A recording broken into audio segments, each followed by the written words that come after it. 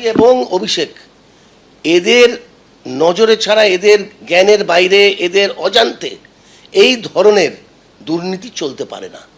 আপনি বলছেন যে এই যে লাগাম ছাড়া দুর্নীতি, প্রাতিষ্ঠানিক দুর্নীতি, এগুলো সবই মমতা বন্দ্যোপাধ্যায়, অভিষেক বন্দ্যোপাধ্যায় জ্ঞানত হয়েছে।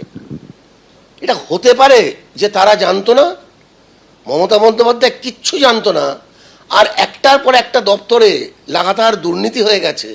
এটা কখনো হতে পারে? এটা বিশ্বাসযোগ্য? এই বিপর্যয়ের দায় কার? এই বিপর্যয়ের দায় নিশ্চয়ই মমতাদি এবং নিশ্চয়ই অভিষেকের, কারণ তাদের দুজনের উপরে দলটা চলতো।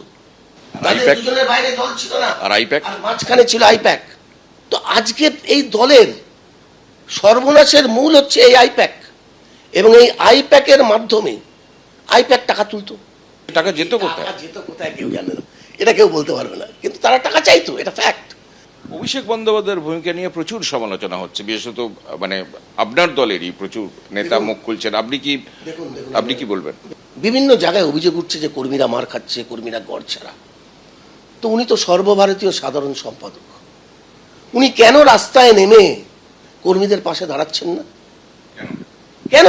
সেটা ওনাকে বলতে হবে কেন দাঁড়াচ্ছেন না। তার কারণটা হচ্ছে মেরুদণ্ড, ওনার মেরুদণ্ডটা ভেঙে গেছে। মানুষের যখন মোরাল ব্রেকডাউন হয়ে যায় তখন এই অবস্থা হয়। আজকে দিশাহারা হয়ে গেছে। যা যেভাবে বালির বাঁধের মতো মানে একের পর এক বক্তব্য, এবং আপনারও বক্তব্য আমি শুনছি, মানে তাতে কি এই দল অটুট থাকবে আগামী দিনে? প্রশ্নই নেই কোনো, টুকরো টুকরো হয়ে যাবে। আমার যা ধারণা, কিছু চলে যাবে কংগ্রেসে, কিছু লোক চলে যাবে বিজেপিতে, কিছু লোক চলে যাবে সিপিএমে, আর সাইনবোর্ড হয়ে থাকবে। যেটা আমরা আগে বলতাম না, কংগ্রেস সাইনবোর্ড হয়ে গেছে, সিপিএম সাইনবোর্ড হয়ে গেছে, এটাই হবে তৃণমূল। কংগ্রেসটা সাইনবোর্ড হয়ে যাবে, ভেঙে টুকরো হয়ে যাবে বলছে। একদম। It will be disintegrated.